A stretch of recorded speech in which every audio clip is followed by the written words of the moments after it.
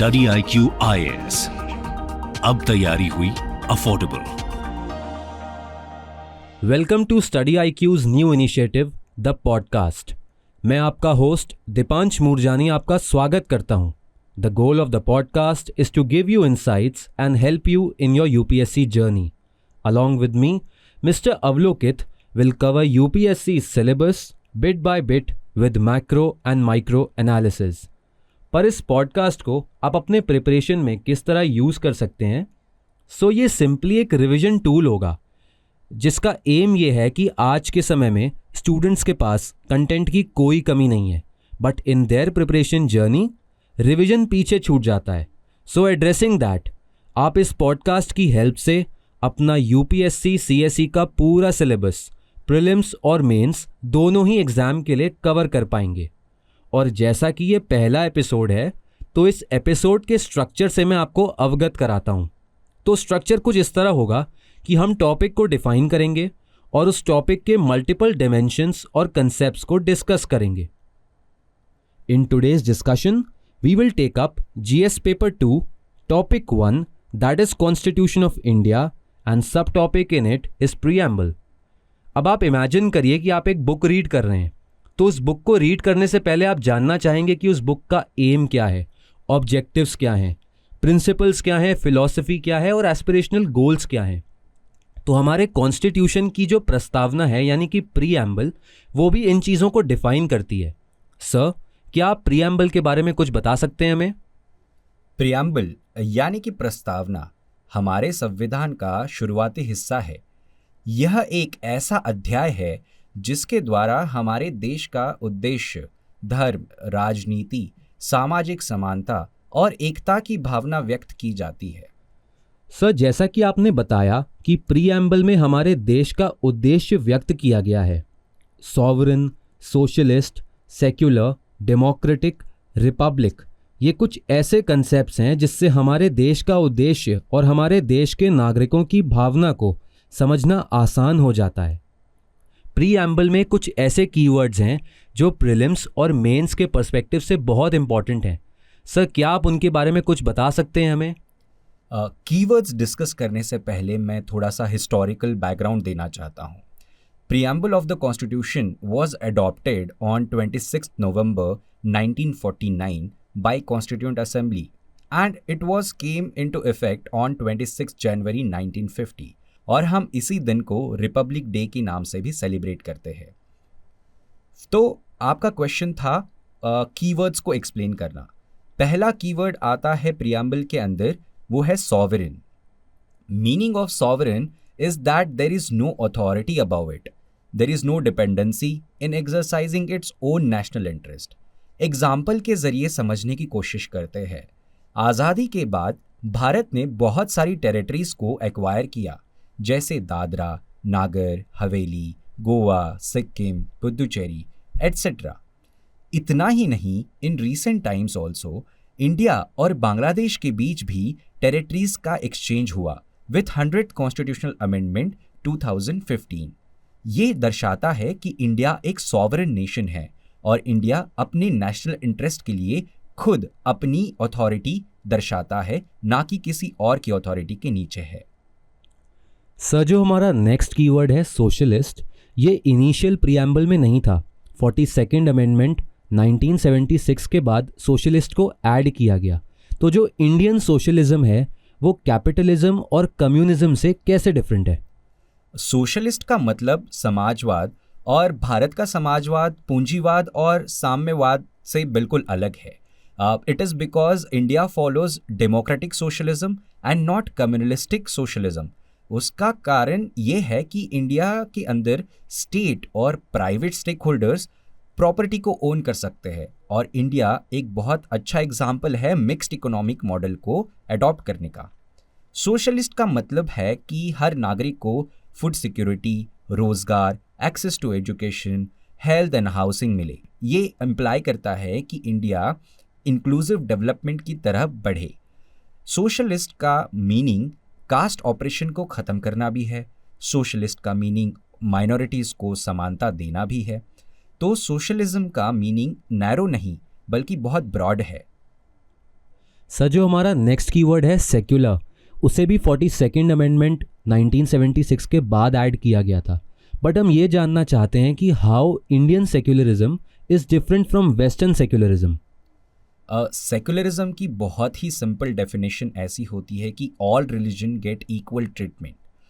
The term secularism was added by 42nd constitutional amendment 1976। परंतु secularism की concept India और western countries में थोड़ी सी डिफरेंट है। वेस्टर्न मॉडल में सेक्युलरिज्म का मतलब स्टेट एंड रिलीजन एक दूसरे से वाटर टाइट सेपरेट होते हैं, परंतु इंडिया में हम इक्विडिस्टेंट मॉडल को फॉलो करते हैं। इसका ये मतलब है, imagine the triangle and the centre of it is Indian secularism and all three corners of the triangle are people, religion and state.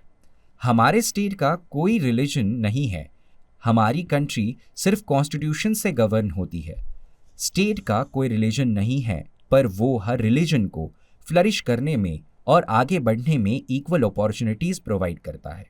In western countries there is a total non interference is followed, लेकिन India में secularism helps positive relationship between religion and state. इसका बहुत अच्छा एक example मैं देना चाहता हूँ, जहाँ पर स्टेट हर रिलीजन को टैक्स बेनिफिट्स, एजुकेशनल ग्रांट्स, इस तरीके के अपॉर्चुनिटीज प्रोवाइड करता है टू फ्लरिश देमसेल्फ।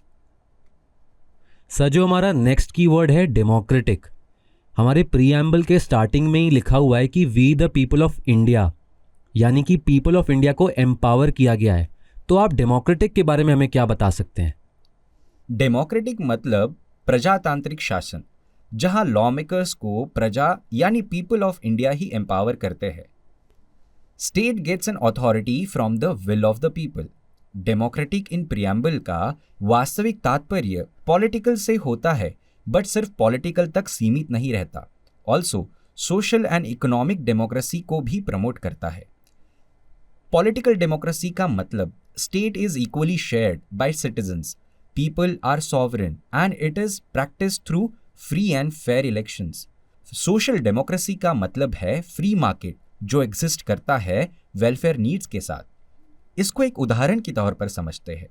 1991 के एलपीजी रिफॉर्म्स ने इकोनॉमी को लिबरलाइज किया, but at the same time welfare policies जैसे कि गरीबी हटाओ, free education, mid day meal and PDS system show social democracy in India. Sir, हमारा नेक्स्ट कीवर्ड है रिपब्लिक। कैन यू डिफाइन कि वाई इंडिया इज रिपब्लिक और how India is republic? Republic का शब्दार्थी अर्थ है गणतंत्र, यानी हमारे देश के हेड ऑफ स्टेट प्रेसिडेंट भी इलेक्टेड होते हैं and anyone irrespective of all aspects president बन सकता है। हमारी प्रेसिडेंट राष्ट्रपति श्रीमती द्रौपदी मुर्मू जी भारत के गणतंत्र की ताकत का एक प्रतिबिंब है। Political sovereignty lies with its people. For example, जैसे इंडिया में इलेक्टेड हेड ऑफ स्टेट होता है, वैसे ही यूके के अंदर मोनार्क होते हैं, और इंडिया के अंदर every 5 years there is a election of president which is done indirectly by the people. Sir, हमारा नेक्स्ट कीवर्ड जस्टिस है। जस्टिस के लिए बोला जाता है कि justice is a cornerstone of Indian democracy. तो आप क्या हमें जस्टिस के बारे में कुछ ऐसा बता सकते हैं जो हमारे प्रीलिम्स और मेंस एग्जाम के लिए इंपॉर्टेंट हो? Justice is cornerstone of democracy, जिसमें ना कि सामाजिक बल्कि आर्थिक और राजनीतिक न्याय हो। It's element comprises of social, political as well as economic justice.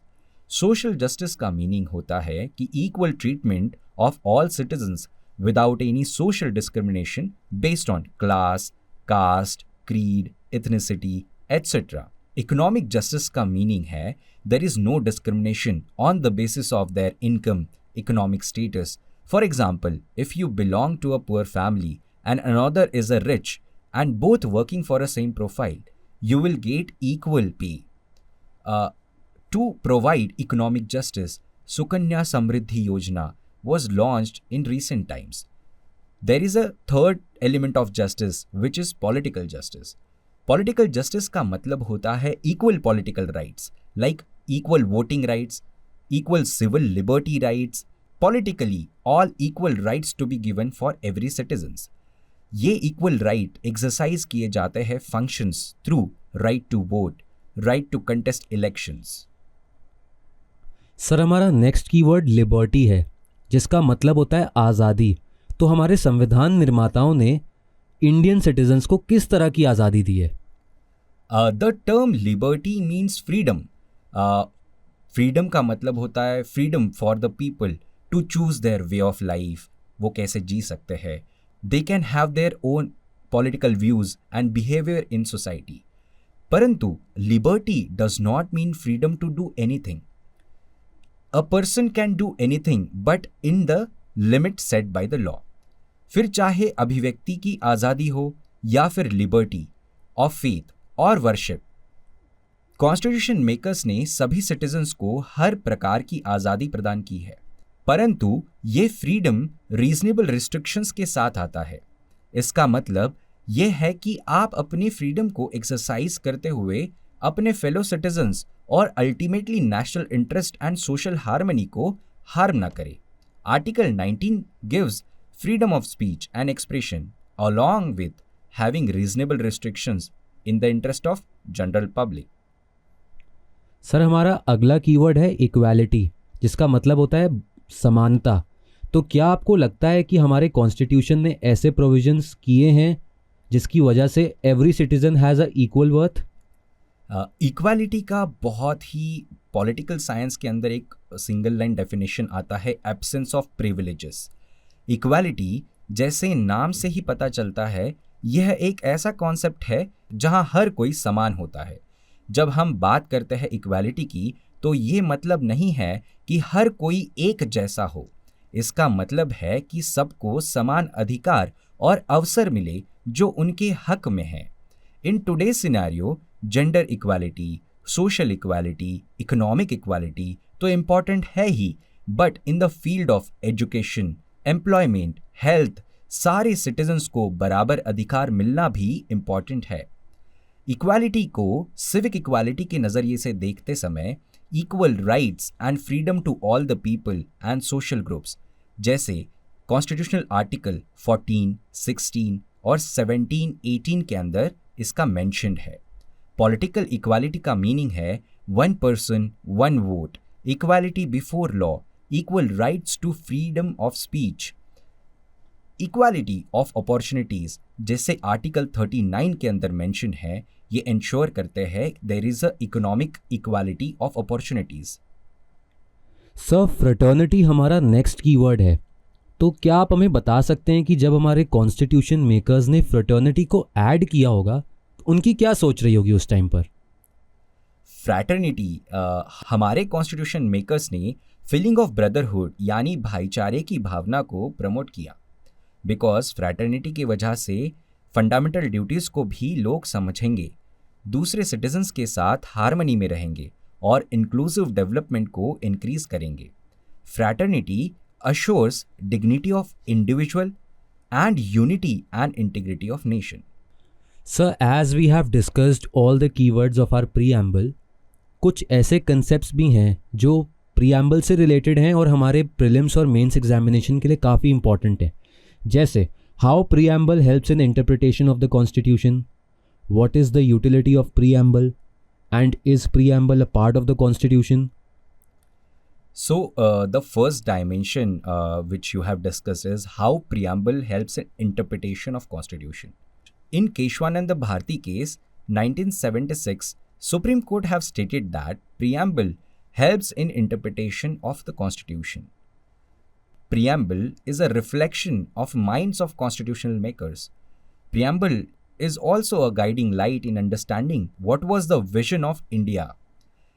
Preamble also reflects the idea of Indian society and its deep ancient values like tolerance, brotherhood, equality, secularism. The utility of preamble, it is the cornerstone of constitutional principles. Its source of power is people. And K.M. Munshi, the member of drafting committee, describes preamble as the horoscope of our sovereign democratic republic. The status of preamble has been discussed multiple times in Supreme Court. We will understand the status of preamble in the 3 cases of Supreme Court.